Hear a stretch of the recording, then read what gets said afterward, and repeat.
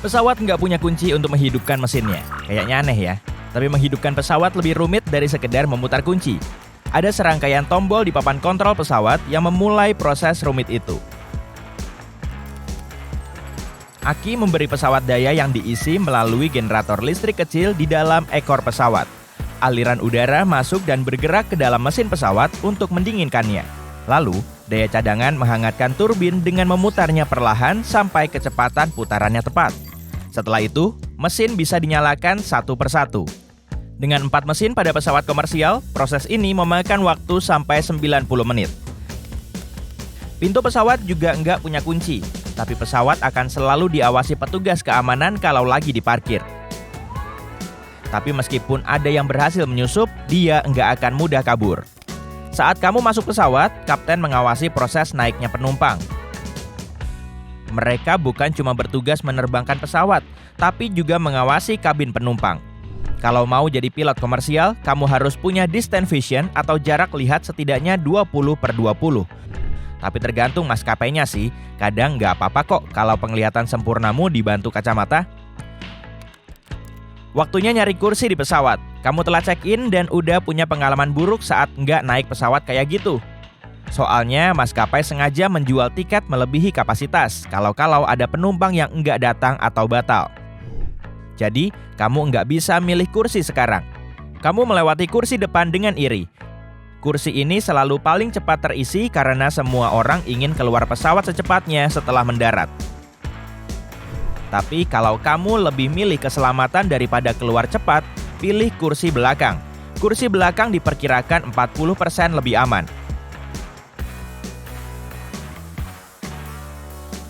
Tapi kamu lebih suka perjalanan darat daripada udara? Kemungkinan terjadi hal buruk pada penerbangan pesawat adalah 1/11 juta. Kalau kecelakaan mobil bisa 1/5000. Kursi kamu berada di pintu darurat. Asik, ruang kakinya lebih lega. Selama 30 tahun terakhir, ruang kaki di pesawat semakin berkurang setiap tahunnya, sampai 12 cm di beberapa maskapai. Bukan kamu yang semakin tinggi. Alasannya, semakin banyak orang yang naik pesawat itu, semakin besar keuntungan maskapai. Maskapai nggak merakit pesawat sendiri, tapi membelinya. Mereka akan menentukan struktur tempat duduknya. Makanya kursinya nggak sejajar dengan jendela. Tapi nggak masalah, kamu dapat kursi terbaik. Meskipun emang agak deg-degan sih duduk di samping pintu darurat. Gimana kalau kamu nggak sengaja membukanya saat tertidur? Santai, sebenarnya pintu ini nggak bisa dibuka saat pesawat mengudara. Tekanan udara di dalam mendorong setiap inci kabin. Di pintunya saja, tekanan ini sama dengan ratusan kilogram untuk setiap meter perseginya. Oh ya, meskipun kamu tiba-tiba jadi sekuat Hulk, kamu tetap nggak akan bisa membuka pintu darurat karena ada rangkaian perangkat listrik dan mekanis yang mengancingnya. Pencegahan ini penting, karena begitu pintu dibuka, seluruh suhu kabin akan langsung drop, dan perubahan tekanan yang drastis bisa melemahkan struktur pesawat. Waktunya lepas landas dan mereka minta kamu mematikan ponsel. Emangnya harus ya? 10% orang mengaku mereka nggak mematikan ponsel dan bahkan nggak memakai mode pesawat. Ponsel bisa menyebabkan masalah, tapi nggak mengganggu elektronik kayak yang kamu percaya. Ada kekhawatiran saat kamu terbang, ponselmu bisa menerima sinyal dari berbagai menara di darat, sehingga sangat mengganggu pilot. Jadi jangan nyusahin mereka, mending matikan aja.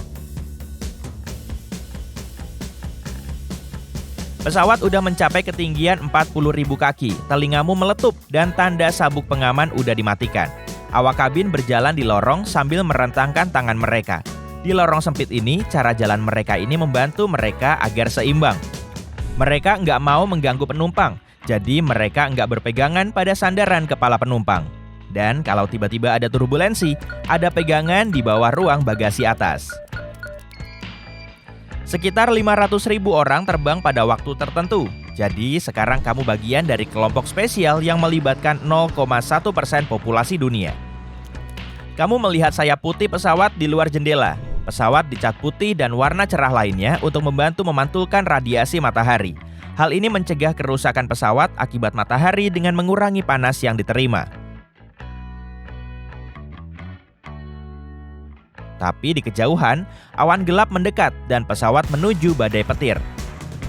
Karena terbuat dari logam, pesawat adalah konduktor listrik yang besar kan? Untungnya pesawat dilapisi aluminium yang menghantarkan listrik dengan sangat baik. Bagian dalam kabin benar-benar aman dari petir dan melindungi sistem kelistrikannya. Sehingga kita yang pada dasarnya adalah mamalia berbasis karbon ini nggak akan terluka. Pesawat dirakit sempurna untuk badai listrik sampai-sampai jadi salah satu tempat teraman. Nggak pernah ada insiden besar karena badai sejak tahun 1960-an. Kamu haus? Aduh, andai aja tadi kamu bawa air sendiri. Saat pesawat mendarat di suatu lokasi, mereka mengisi cadangan air mereka. Kualitas air di pesawat bergantung pada tempat mereka mengambil air itu. Kualitas air bandara dipengaruhi berbagai hal. Lemari tempat penyimpanan air, truk, troli, dan selang yang standarnya beragam. Pada tahun 2019, hasil penelitian air pesawat mengungkapkan kebanyakan pesawat nggak menyediakan air bersih. Jadi sebaiknya minum air dari botol yang masih disegel dan bahkan hindari minum teh. Tapi makanannya nggak apa-apa kok. Saat kembali duduk, kamu sadar kabin pesawat tuh dingin banget.